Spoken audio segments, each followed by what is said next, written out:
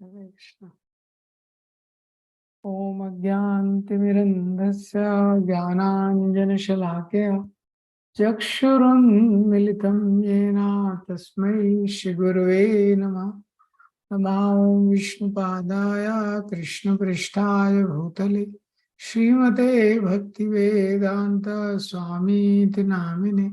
नमस्ते सरस्वते देवे गौरवाणी प्रचारिणे निर्विशेषा शून्यवादी पाश्चात्य देश तारिणे। जय श्री कृष्ण चैतन्य प्रभु नित्यानंद श्री अद्वैत गदाधर शिवासादि गौर भक्तवृंद। हरे कृष्णा कृष्णा कृष्णा हरे हरे, हरे रामो राम राम हरे हरे। हरे कृष्ण। हम लोग पढ़ रहे हैं भगवद गीता दूसरा अध्याय। इस अध्याय का एक्रोनिम है गीता। तो शुरू के 10 श्लोकों में बताया गया है कैसे गुरु का शरणागत लेना है, सरेंडर टू गुरु। और गुरु सबसे पहला ज्ञान देते हैं आइडेंटिटी का, आई फॉर आइडेंटिटी, कि हम ये शरीर नहीं है, हम आत्मा है। तो 11 से लेकर 30 तक भगवान ने यहाँ पे एनालिसिस किया गया है कैसे हम लोग शरीर नहीं है, हम आत्मा है, आत्मा का क्या स्वरूप है। और टी है टू टाइप्स ऑफ धर्म, क्योंकि ये दो चीजें हैं, एक शरीर और एक आत्मा। तो शरीर का धर्म जिसको स्वधर्म बोलते हैं और आत्मा का धर्म जिसको सनातन धर्म बोलते हैं। और ए फॉर आत्माराम, ये दोनों धर्मों का जो सम्यक रूप से पालन करता है तो उसकी जो चेतना है भगवान में फिक्स हो जाती है, स्थित प्रज्ञ हो जाता है वो। जो तीसरा सेक्शन है जिसको हम देख रहे थे, उसका पहला पार्ट हमने देखा था 2.31 से 38, जिसमें स्वधर्म का वर्णन किया गया है। भगवान अर्जुन को बता रहे हैं कि तुम क्षत्रिय के कर्तव्य का पालन करो, और जो तुम्हारा आर्गुमेंट था कि मैं एंजॉय नहीं कर पाऊंगा, एक्चुअली तुमको इसी तरीके से एंजॉयमेंट मिलेगा। तो अर्जुन को जो ऐसी परिस्थिति दिख रही है, जो हार ही हार अर्जुन को दिख रही थी, भगवान ने उसी परिस्थिति को इस प्रकार से अर्जुन को प्रस्तुत किया। भगवान ने बोला इसमें जीत ही जीत है, जिसमें तुमको हार हार लग रही है। सो 2.31 से 37 में भगवान ने इसको एक्सप्लेन किया। फिर हमें देखा 38 में भगवान ने ट्रैक थोड़ा चेंज कर दिया। 38 वर्ष में 37 तक भगवान ने बोला था जीतोगे तो स्वर्ग मिलेगा, हारोगे तो राज्य मिलेगा। तो भगवान प्रॉफिट लॉस का कैलकुलेशन अर्जुन को करा रहे थे। लेकिन 2.38 में भगवान बोलते हैं सुखे दुखे समय कृत्वा लाभा लाभो जया जयो। सुख हो चाहे दुख हो, लाभ हो चाहे हानि हो, तुमको सम रहना है।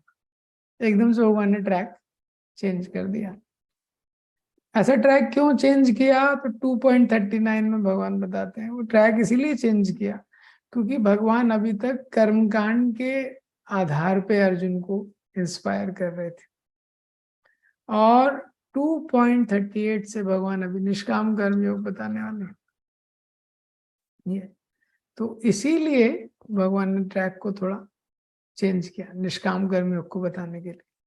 तो भगवान ने 2.39 में बताया है कि एशे ते विहिता सांख्ये बुद्धि योगा त्वम इमाम। अभी तक मैंने तुमको सांख्य के द्वारा यानी एनालिसिस के द्वारा कैसे हम शरीर नहीं है आत्मा है ये समझाया था। अब बुद्धि योग के बारे में तुम मुझसे सुनो। और बुद्धि युक्त हो यह पार्थ, बुद्धि योग में युक्त होकर कर्म करो, कर्म बंधन प्रहास्यसि, इस तरह तुम कर्म बंधन से मुक्त हो जाओगे। तो आज का सेक्शन है, ये बहुत स्पेशल सेक्शन है, ये 2.40 से 46 ये भक्ति योग का सेक्शन है। विश्वनाथ चक्रवर्ती ठाकुर उसको बताते हैं दूसरे अध्याय में। ये जो बुद्धि योग शब्द है ये निष्काम कर्म योग के लिए भी यूज हुआ है और भक्ति योग के लिए भी यूज हुआ है। तो ये हमको आचार्य बताते हैं। तो शब्द एक ही है लेकिन उसका अलग अलग उपयोग किया गया है। तो विश्वनाथ चक्रवर्ती ठाकुर कमेंट्री में लिखते हैं कि 2.40 से 46 ये भक्ति योग के लिए है। तो 2.40 से 46 इसको रिसाइट करेंगे। नेहा विक्रम नाशोस्ति प्रत्यवायो न विद्यते स्वल्पम अपि यस्य धर्मस्य त्रायते महतो भयात् व्यवसायात्मिका बुद्धि एकेहा कुरु नंदना बहुशाकायनन्तशा बुद्धयो वा व्यवसायिनां यामिमां पुष्पितां वाचा प्रवदन्ति या विपश्चिता भेदवादरता पार्था नान्यद् अस्तीति वादिना कामात्मना स्वर्गपरा जन्म कर्म फलप्रदां क्रिया विशेष बहुलां भोगैश्वर्य गतिं प्रति भोगैश्वर्य प्रसक्तानां तया अपहर्त चेतसां व्यवसायात्मिका बुद्धि समाधौ न विधीयते त्रैगुण्य विषया वेदा निस्त्रैगुण्यो भवार्जुन निर्द्वंदो नित्य सत्वस्थो निर्योग क्षेम आत्मवान यावनर्थ उदपाने सर्वथा संप्लुतोदके तावन् सर्वेषु देवेदेषु ब्राह्मणस्य विजानता। तो ये जो 40 श्लोका है, नेहा विक्रम नाशोसी प्रत्यवायो न विद्यते।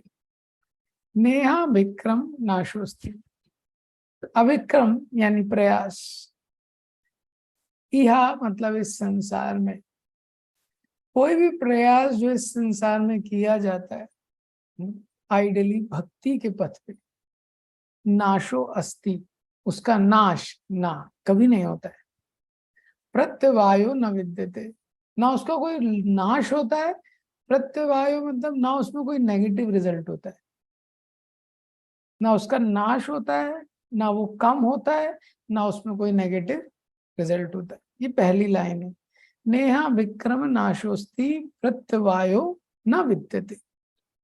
इस संसार में भक्ति के पथ पे जो भी अभिक्रम किया जाता है, जो भी प्रयास किया जाता है, वो प्रयास कैसा है? नेहा विक्रम नाशोस्ति प्रत्यवायो न विद्यते, उसमें ना कोई नाश होता है और ना वो कभी कम होता है, और ना प्रत्यवायो मतलब उसमें कोई नेगेटिव रिजल्ट भी नहीं होता है।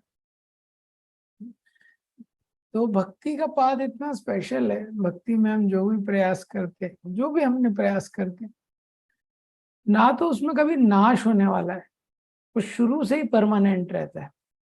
प्रभुपाद जी ने इतना गोल्डन तात्पर्य दिया है इस श्लोक का, आप देखेंगे Prabhupada ji, very beautiful purport. ना उसका नाश होता है, ना वो कम होता है, ना उसका नेगेटिव रिजल्ट होता है। ये पहली लाइन। स्वल्पम अप्यस्य धर्मस्य, और भक्ति के पथ पे स्वल्पम थोड़ा सा भी प्रयास किया जाए, त्रायते महतो भयात, बहुत महान भय से ये हमारी रक्षा करता है। त्रायते महतो भयात, बहुत महान भय से रक्षा करता है। तो ये जो श्लोक है भक्ति के बारे में बताने से पहले भगवान भक्ति का एडवर्टाइजमेंट कर रहे हैं, उसका विज्ञापन कर रहे हैं। तो किसी भी चीज का विज्ञापन जरूरी है, कलयुग में तो और ज्यादा जरूरी है।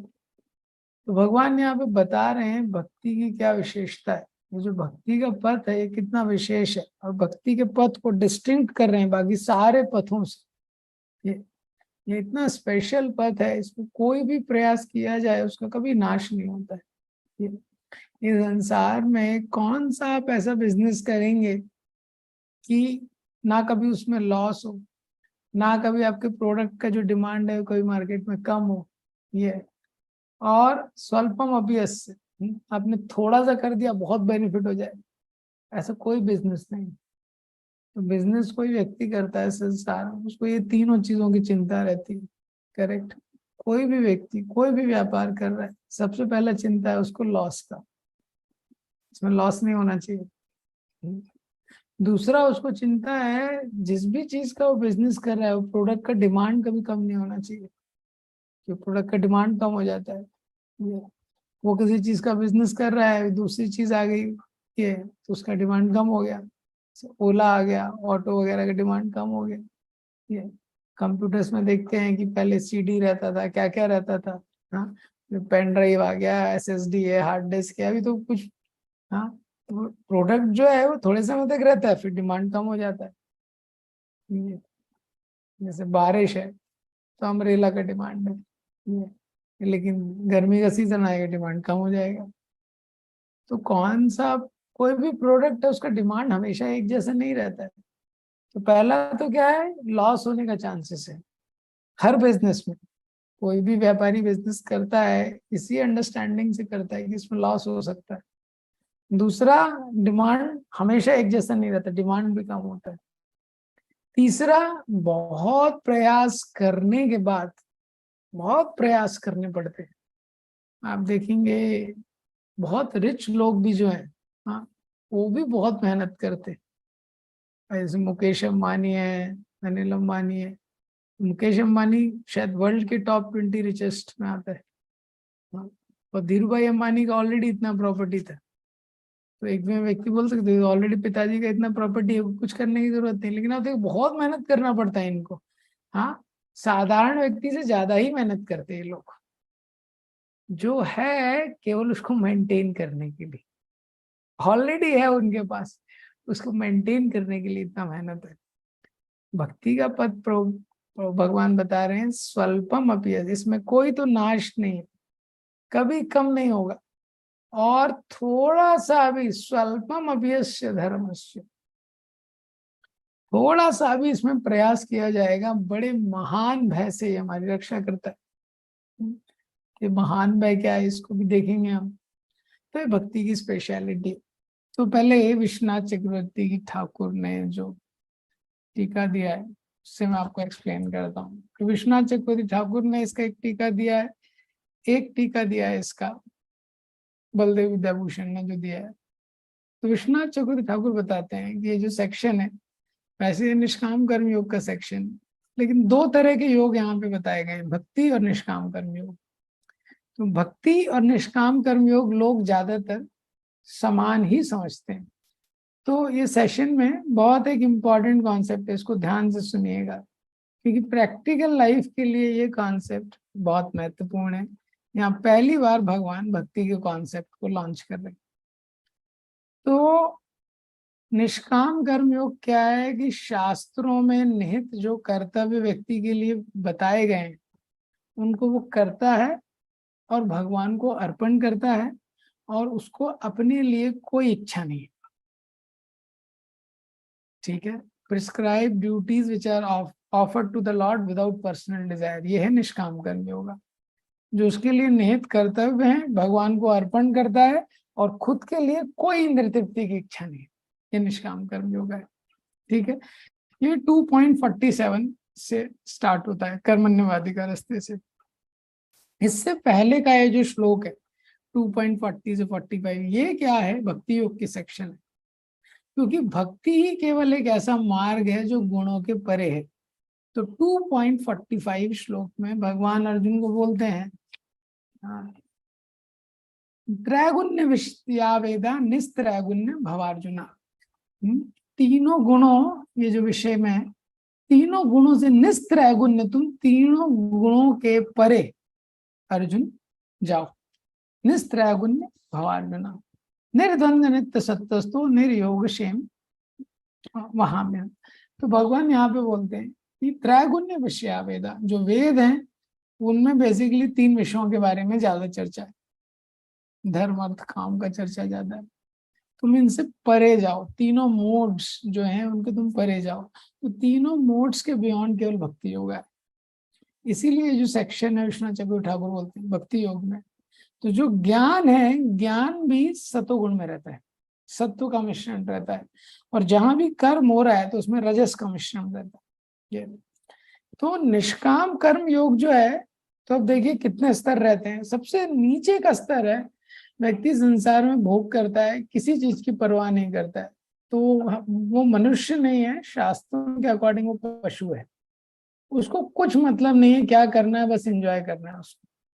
क्या खा रहा है, क्या सो रहा है, क्या कर रहा है, उसको कुछ मतलब नहीं है। तो भोजन करेगा, भगवान को भोग लगा के नहीं करेगा, ये किसी भी नियमों का पालन नहीं करेगा, ये केवल इंद्रियों का भोग। अघायुर इंद्रिया रामो वृथा पार्थ से जीवित। भगवान बोलते हैं अरे वो जीवित ही क्यों है, ऐसे व्यक्ति को जीवित ही नहीं रहना चाहिए।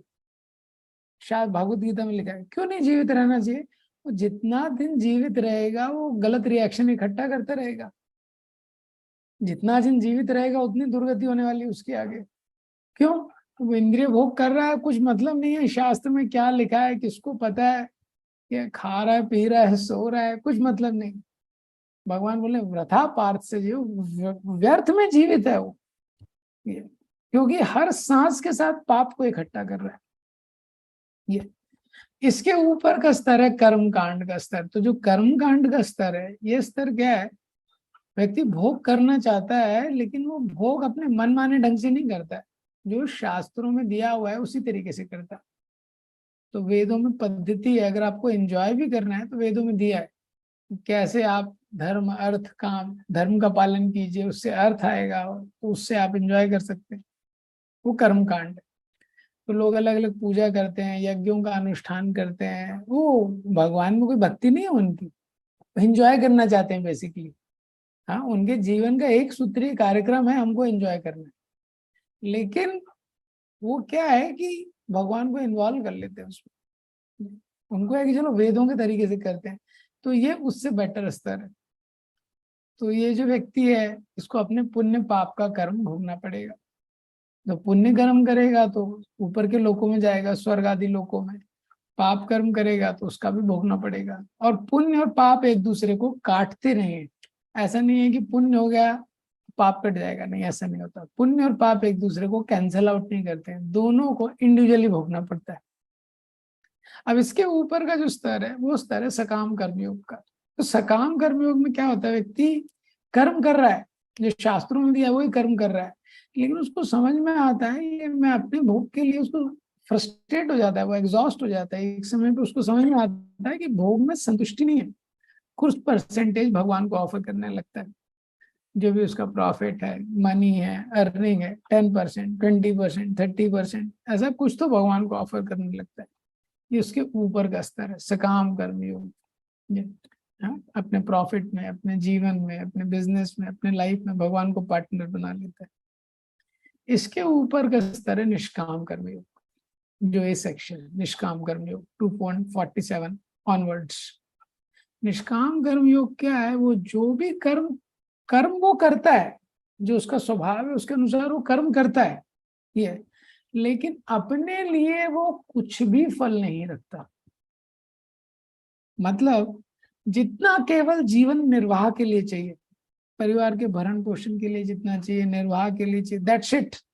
बाकी सब कुछ भगवान के लिए, इंद्रिय तृप्ति के लिए कुछ नहीं, सब कुछ भगवान के लिए। ये निष्काम कर्म योग का स्तर है, बहुत ऊंचा स्तर है। जब निष्काम कर्म कोई करता है तब उसके हृदय में ज्ञान की उत्पत्ति होती है। ज्ञान क्या है, मैं शरीर नहीं हूं, मैं आत्मा हूं, तब उसका साक्षात्कार होता है। कितना भी पढ़ने से, कितना भी सुनने से उसका साक्षात्कार होना संभव नहीं है।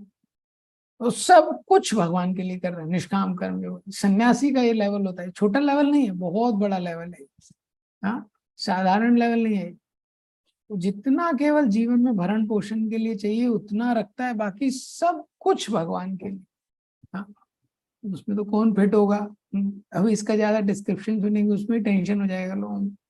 ये अभी लोग कितना सिक्योरिटी का टेंशन है, इतना बैंक में पैसा जमा करके रखा है, इतना इंश्योरेंस है, ये सब है। करेक्ट। ये इतनी चीजों पर सिक्योरिटी है। भगवान के लिए व्यक्ति कितना अर्पण कर पाता है, कितना समय, काया वाचा मनसा, कितना समय अर्पण कर पाता है, कितना चेतना अर्पण कर पाता है, कितना सेवा कर पाता है, कितने रिसोर्सेज अर्पण कर पाता है, क्वेश्चन मार्क। और निष्काम कर्म योग से ऊपर है भक्ति योग। अभी निष्काम कर्म योग होता है, उससे ज्ञान उत्पन्न होता है, ज्ञान योग, अष्टांग योग। ऊपर है भक्ति योग। भक्ति योग बहुत स्पेशल। निष्काम कर्म योग और भक्ति योग में अंतर है। नारद मुनि ये श्लोक उद्धृत करते हैं 1:5-12 भागवतम में देख सकते हैं।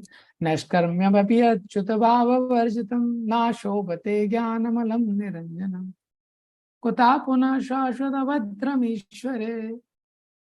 तो ये जो श्लोक है इसमें भगवान बोलते हैं, नारद मुनि बताते हैं देव को, नैष्कर्म्यम अपि अच्युत भाव, अगर जो ज्ञान व्यक्ति के पास है और निष्काम रूप से वो कर्म कर रहा है, ऐसा जो कर्म है ना शोभते, वो जो कर्म है वो भी बहुत महान है। शुद्ध भक्तों की दृष्टि में, भागवतम की दृष्टि में। अगर कोई निष्काम रूप से कर्म कर रहा है, सब कुछ भगवान को ऑफर कर रहा है, केवल जीवन निर्वाह के लिए ले रहा है, बाकी सब ऑफर कर रहा है, तो हम तो सोच सकते हैं कितनी महान चीज है एक में, और वास्तव में बहुत महान चीज है। लेकिन शुद्ध भक्ति के दृष्टि में ये भी महान नहीं, ना शोभते। क्यों? अच्युत भाव वर्जितम, क्योंकि अच्युत के भाव से वो वर्जित है, भक्ति से वर्जित है। तो ये जो बुद्धि योग शब्द है, ये निष्काम कर्म योग के लिए यूज किया गया है और भक्ति योग के लिए भी किया गया है। 10.10 में जैसे है, ददामि बुद्धि योगम तम येन माम उपयान्ति ते, भगवान बोलते हैं तेषाम सतत युक्तानाम भजताम प्रीति पूर्वकम ददामि बुद्धि योगम तम येन माम उपयान्ति ते। जो लोग सतत रूप से मेरी भक्ति में प्रेम पूर्वक लगे रहते हैं, मैं उनको बुद्धि देता हूँ, बुद्धि योगम। ये बुद्धि योग भक्ति योग के लिए, ये बुद्धि योग किसके लिए? भक्ति योग के लिए। और इसी तरह आप देखेंगे कि जो 2.49 में भी आगे आएगा, दूरेणी आवरण कर्मा बुद्धि युक्तो जहातिहा। यहाँ पे जो बुद्धि योग शब्द है, बुद्धि योग के लिए, यहाँ पे बुद्धि योग क्या है? निष्काम कर्म के लिए बुद्धि योग शब्द उपयोग हुआ है। तो इसी तरह से एक शब्द को अलग अलग चीजों के लिए उपयोग किया गया, जैसे कर्म शब्द है गीता में, इसका कई चीजों के लिए उपयोग किया गया है। और आचार्य हमको बताते हैं ऐसे ही जो भक्ति योग है, तो भक्ति योग में भी प्राधान्यभूत भक्ति, गुणीभूत भक्ति, अनन्य भक्ति, ये तीनों अलग है। तो अलग अलग स्तर पे अलग अलग भक्ति का निरूपण किया गया है। तो यहाँ पे बताया जा रहा है शुद्ध भक्ति के बारे में, जो शुद्ध भक्ति योग है उसका स्वभाव क्या है कि उसमें कभी नाश नहीं होता है। और उसको अगर पूरी तरह से किसी ने स्टार्ट कर दिया, जैसे भक्ति स्टार्ट कर दी लेकिन क्या कंप्लीट नहीं कर पाया, तो उसको कोई पाप नहीं लगेगा।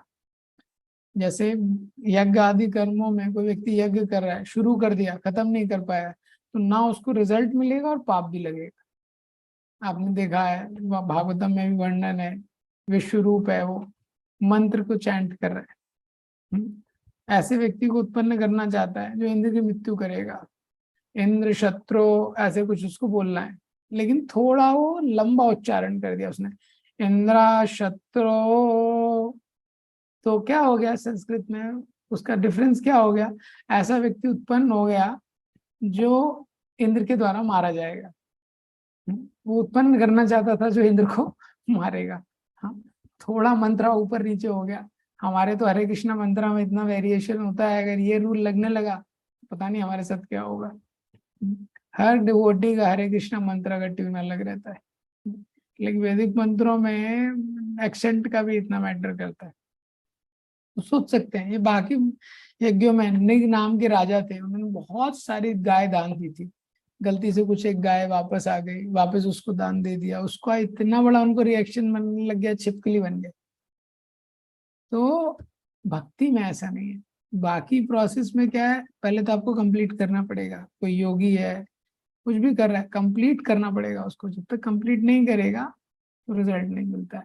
और दूसरा क्या है कि उसको पाप भी लगता है अगर वो कंप्लीट नहीं करता। लेकिन भक्ति बहुत स्पेशल। प्रभुपाद जी एक और विश्वनाथ चक्रवर्ती ठाकुर एक श्लोक कोट करते हैं 6.16.44। तो इसमें बताते हैं कि my Lord, it is not impossible for one two immediately free from all the material contamination by seeing you. What to speak of seeing you personally, merely by hearing the holy name of your lordship once. Even the lowest of the class, Chandalas, are freed from all material contamination. तो बताते हैं कि भगवान आपके दर्शन मात्र से व्यक्ति के सारे पाप कट जाते हैं। दर्शन क्या, आपका नाम सुनने मात्र से ये। और भगवान उद्धव को बोलते हैं यही चीज आगे, यह उद्धव, ये जो भक्ति का मार्ग है, क्योंकि मैंने इसको स्वयं स्थापित किया है, ये किसी भी भौतिक इच्छा से मुक्त है। इसीलिए जो मेरा भक्त है उसको कोई लॉस नहीं होता इस प्रोसेस में। 11.29.20। अब 11.25.33 विश्वनाथ चक्रवर्ती ठाकुर लिखते हैं ये बताने के लिए कि जो निष्काम कर्म योग है ये भक्ति से अलग है। मद अर्पणम निष्फलम वा सात्विकम निज कर्म तत्। तो क्या बताते हैं वो, मद अर्पणम निष्फलम वा, जो कार्य व्यक्ति करता है मुझे ऑफर करता है और फल की इच्छा नहीं करता है, उसको सतोगुण में कहा गया है। वो क्या है, सतोगुण में। तो निष्काम कर्म योगा कौन से गुण में है, सतोगुण में। तो भक्ति क्या है, लेकिन तीनों गुणों के परे।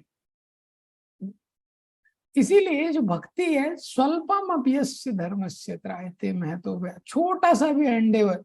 6वें अध्याय में भी गीता के अर्जुन जब पूछते हैं कि भगवान में अगर लगता हूं मैं, अगर लेकिन मैं कंप्लीट नहीं कर पाता हूँ पाठ, तो भगवान क्या बोलते हैं, पार्थ नैवे नामुत्रा विनाशस्तस्य न विद्यते। हे पार्थ, ये जो पथ है इसमें कभी विनाश नहीं होगा। तो इस पथ पे कोई डिस्ट्रक्शन नहीं है, इसमें चीजें ना डिक्रीज होंगी ना नाश होगा।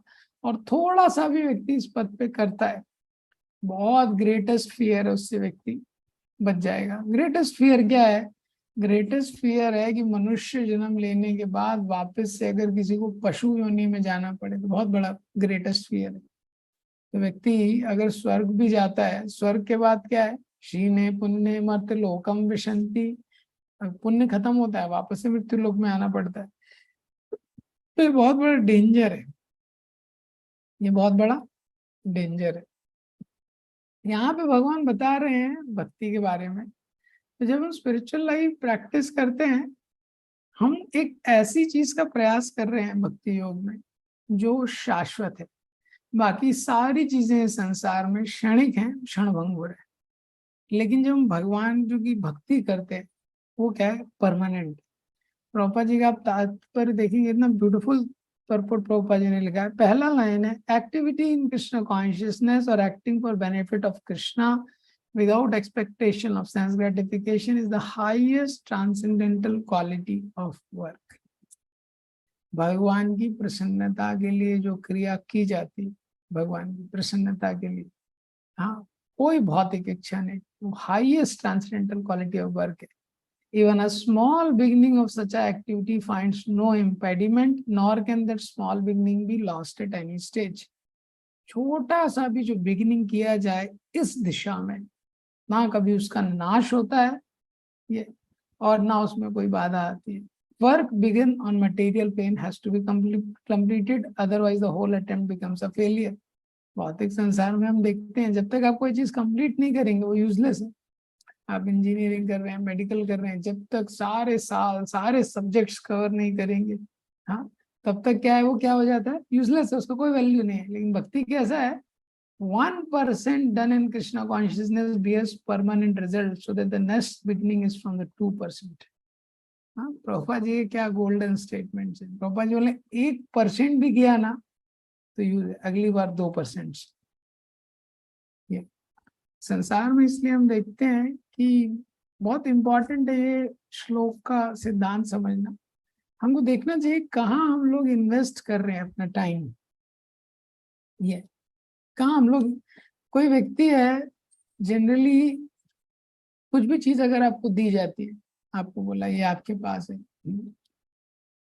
तो आपके पास 10 लाख रुपए दिए हैं, लेकिन ये आपके पास 5 महीने के लिए है। तो आप क्या कर सकते हैं, एक तो 10 लाख रुपए का कुछ उपयोग कर सकते हैं। कुछ भी उपयोग करेंगे तो, कुछ भी उपयोग करेंगे तो कम होगा। 10 लाख में से आपने 5 लाख का भोग कर लिया, कुछ एंजॉय कर लिया, गाड़ी खरीद ली, 5 लाख ही बच गया आपके, वो कम होगा। दूसरा है कि या तो आप कहीं उसको इन्वेस्ट करेंगे भौतिक संसार में, किसी बैंक में डालेंगे, कुछ एफडी करेंगे, कुछ तो करेंगे ये।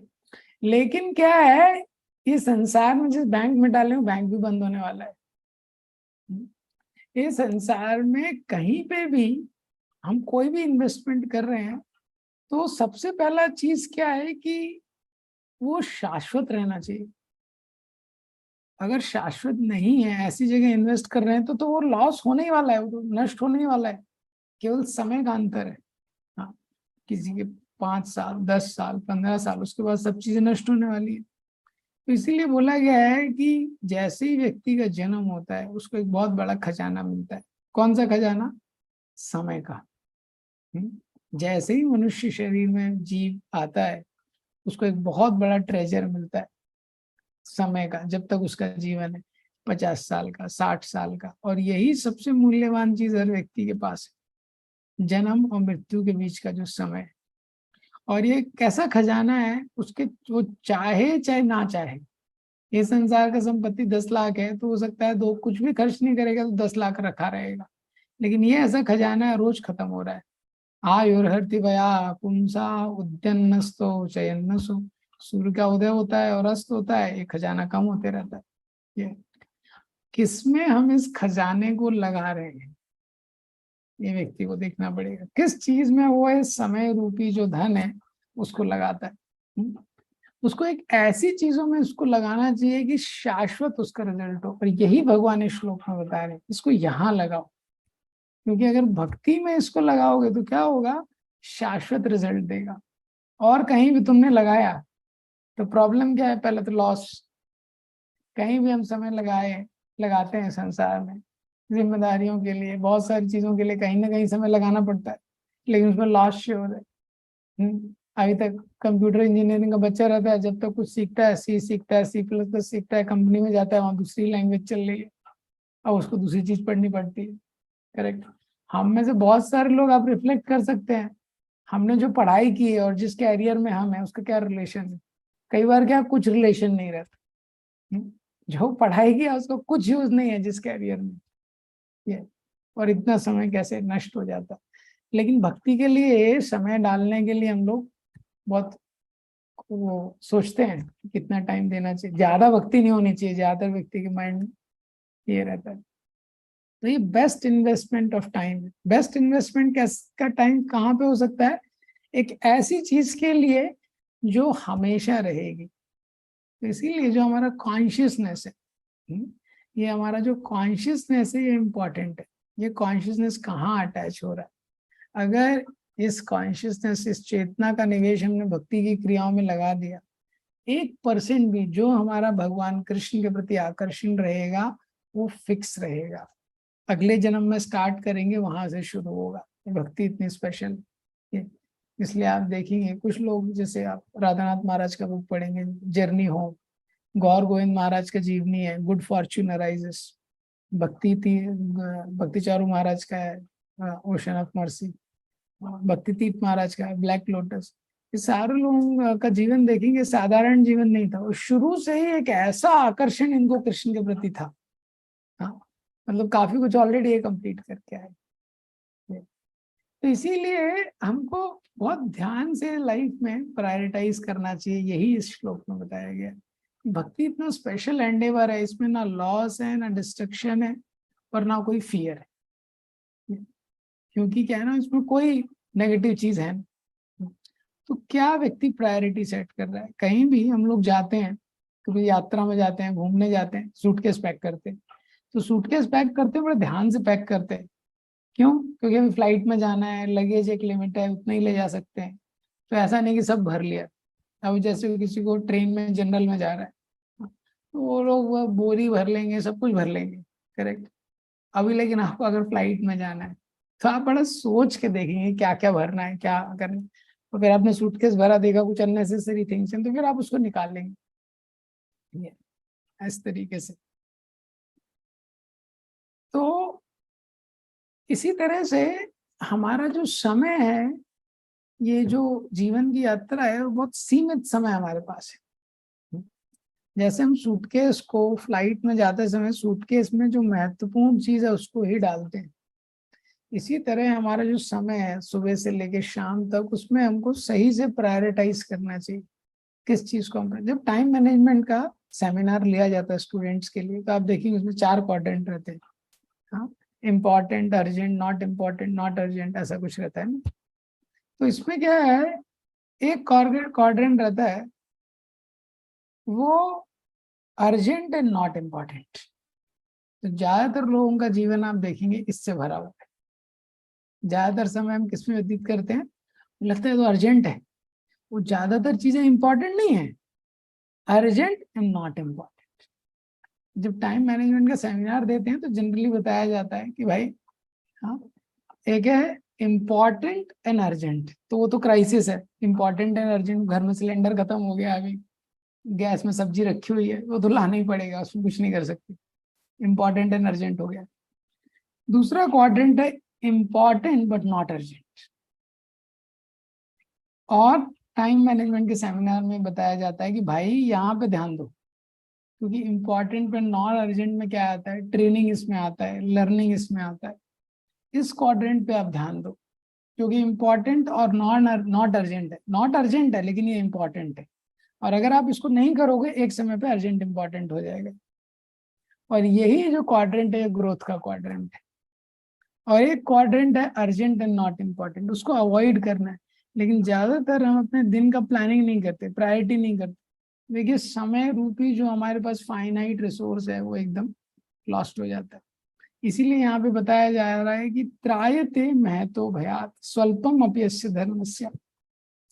सबसे महान भय है मनुष्य जन्म में कि अगर व्यक्ति को मनुष्य जन्म के बाद पशु जन्म में जाना पड़े। जैसे आप देखते हैं भौतिक जगत को, भौतिक जगत है, इसकी तुलना की गई है जेल से। जेल में कोई कैदी जाता है, उसको कितना कष्ट होता है, कितना कष्ट होता है। हाँ, और अंत में फिक्स है कि उसको मृत्यु दंड मिलने वाला है, ऐसा भौतिक जगत है। हर व्यक्ति को इतना कष्ट है, और कष्ट के एंड में डेथ भी फिक्स है, उसमें डाउट नहीं है। तो ऐसे भौतिक जगत में जब हम लोग आ गए, तो क्यों आ गए हम लोग इस भौतिक जगत में? क्योंकि हम भोग करना चाहते थे। यही जो भौतिक वस्तु हैं, इनका भोग करने की इच्छा हमको यहाँ पे लेके आई है। और अब जेल के अंदर आने के बाद भी हम लोग सेम रूटीन बनाए हुए हैं। इसी चीज के कारण हम लोग यहाँ पे आए, भौतिक भौतिक चीजों का भोग करना चाहते थे, और यहाँ आके भी यही कर रहे हैं। और इसकी योजना बनाई जा रही है, कैसे आहार निद्रा भय मैथुन को और अच्छे तरीके से कैसे किया जाए। ये तो जो मनुष्य जन्म है, मनुष्य जन्म में उसको चाबी मिल जाती है जेल से बाहर कैसे निकलना। मनुष्य जन्म ही एक ऐसा योनि है जिसमें उसको चाबी मिल गई है, इससे कैसे निकलना है बाहर। अब मनुष्य जन्म मिलने के बाद भी अगर वो वही कर रहा है, बहुत दुर्भाग्य है उसके जीवन में, बहुत बड़ा दुर्भाग्य। तो इसीलिए बताया गया महतो भयात, महान भय, सबसे बड़ा भय है कि मनुष्य जन्म मिलने पे उसको चाबी मिल गई। सपोज कोई जेल में इतने सालों से जेल में इतना दुख भोग रहा है और मृत्यु दंड उसके लिए निश्चित है, उसको जेल से निकलने का चाबी मिल गया, लेकिन उसने चाबी खो दिया, तो कितना बड़ा मूर्खता है। इसी तरह से मनुष्य जन्म क्या है, यहाँ से निकलने का चाबी है संसार से। लेकिन मनुष्य जन्म मिलने के बाद भी अगर भक्ति की क्रियाओं को व्यक्ति नहीं करता है, तो यही उसके लिए सबसे बड़ा लॉस है, सबसे बड़ा लॉस। तो ये जो 2.40 श्लोक है, ये हमको अर्ज कर रहा है, प्रभुपाद जी प्रार्थना कर रहे हैं अपने तात्पर्य के द्वारा कि आप भक्ति में इन्वेस्टमेंट करो। देखिए 2.40 में प्रभुपाद जी ने ये श्लोक लिखा है, त्यक्त्वा स्वधर्मम चरणाम्बुजम हरे भजनम अपक्वोतपते ततो यदि। स्वधर्म को छोड़ के अगर कोई व्यक्ति, सपोज जो भी उसका सधर्म है, ब्राह्मण है, क्षत्रिय है, वैश्य है, शूद्र है, जोश में आके चरणाम्बुजम हरे, भगवान हरि के चरणों का आश्रय लेता है, भजनम अपक्व, लेकिन भजन में वो अभी परिपक्व नहीं है, अपक्व है, इमैच्योर है, पते तत्व है, और उसका पतन हो जाता है। क्या बोल रहे हैं श्रीमद् भागवत, यत्र क्वा अभद्रम, तो उसमें क्या दोष है? उसमें कोई दोष नहीं है, एटलीस्ट उसने भगवान के चरण का आश्रय लिया, जितने समय भी भक्ति किया। और दूसरा व्यक्ति है वो स्वधर्म का पालन कर रहा है, ब्राह्मण क्षत्रिय वैश्य शूद्र जिस वर्ण में है सबका पालन कर रहा है, हाँ, लेकिन भजना भगवान का शरण नहीं लिया उसने, तो वार था आप तो भजतम स्वधर्म था। तो बोल रहे हैं उसको क्या प्राप्त हो गया? अपने धर्म का पालन कर रहा है, ब्राह्मण क्षत्रिय वैश्य शूद्र का, लेकिन भगवान का उसने शरण नहीं लिया, तो वो व्यक्ति को क्या प्राप्त हो गया? तो निष्काम कर्म योग और भक्ति योग में देखिए क्या अंतर, ये इंपॉर्टेंट सिद्धांत है हमको समझने के लिए कि निष्काम कर्म योग और भक्ति योग में क्या अंतर है। तो जो निष्काम कर्म योग है और भक्ति योग में अंतर क्या है? निष्काम कर्म योग में व्यक्ति वही करता है जो करना चाहता है, फिर भगवान को अर्पण करता है। 9.27 यद करोषि यद अश्नासी यद जुहोषि ददासी यद तपस्यसि कौन्तेय तत्कुरुष मदर्पणम्। जो तुम करते हो, जो तपस्या करते हो, जो भी अर्पण करते हो, जो देते हो, वो मुझे अर्पण करो। ये है निष्काम कर्म योग। ये भी बहुत उच्च स्थिति है। लेकिन भक्ति योग क्या है? 9.26 पत्रम पुष्पम फलम तोयम यो मे भक्त्या प्रयच्छति तदहम भक्ति उपहर्तम अश्नामि प्रयतात्मना। जो भी भक्त मुझे अर्पण करता है, चाहे पत्र है चाहे पुष्प है, लेकिन भक्ति के साथ करता है। यहाँ भक्ति पहले है, अर्पित करना बाद में है। देखिए अंतर क्या है? निष्काम कर्म योग में व्यक्ति कर्म की क्रिया से आसक्त है, लेकिन फल सब भगवान को देता है। भक्ति योग में वो क्रिया से भी आसक्त नहीं है, वो वही करता है जो, तो निष्काम कर्म योग में पहले कर्म करता है फिर ऑफर करता है। भक्ति योग में पहले ऑफर करता है फिर कर्म। मतलब भक्ति योग में भगवान को प्रसन्न करने की जो इच्छा है वो प्रबल है, और भगवान को जो प्रसन्न करेगा वो क्रिया वो करता है। निष्काम कर्म योग में क्रिया प्रबल है। अब उसको लग रहा है कि गो सेवा से ही उद्धार होगा, तो उसकी पर्सनल डिजायर है कि गो सेवा करना है। अब लेकिन वो भगवान को अर्पण करता है।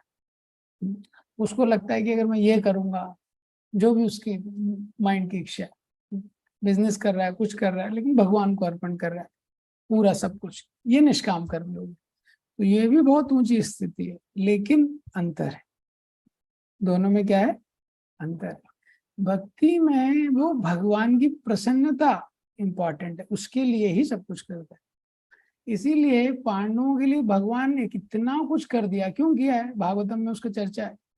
पारश सारथ्य पार्षद सेवन सौख्य दौत्या वीरा सन्ननुगमन तनुवंश। तो इसमें आता है कि भगवान क्या क्या बन गए पांडवों के लिए। पार्षद, सारथ्य सारथी बन गए, सेवक बन गए, सखा बन गए, दूध बन गए। भगवान ने एक ही जीवन में इतने रोल चेंज कर लिए पांडवों की सेवा करने के लिए। इस श्लोक का आप तात्पर्य पढ़ेंगे, प्रभुपाद जी लिखते हैं, because Pandavas were fully malleable for the wishes of the Lord. जो पांडव थे उनका जीवन भी केवल भगवान की प्रसन्नता के लिए था। इसीलिए जो शुद्ध भक्त है इतना स्पेशल है। उसका थॉट प्रोसेस ये है भगवान को कैसे प्रसन्न करना है, फिर बाकी चीजें ये इतना स्पेशल।